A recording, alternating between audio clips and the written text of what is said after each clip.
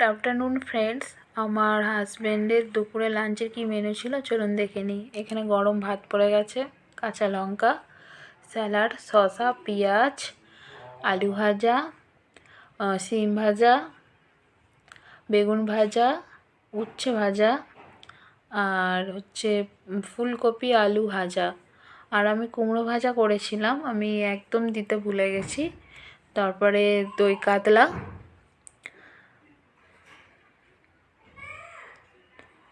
তারপরে চিকেন কষা,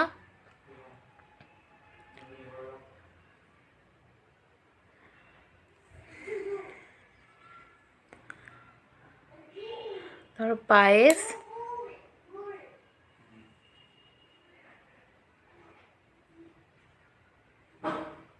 তারপরে চাটনি,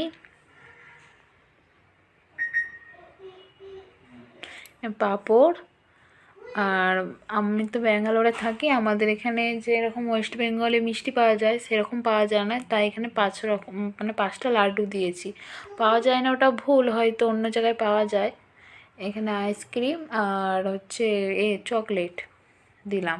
ভিডিওটা ভালো লাগলে লাইক কমেন্ট করে দেবেন, আরও অন্য ভিডিও নতুন ভিডিও পাওয়ার জন্য সাবস্ক্রাইব করে দেবেন।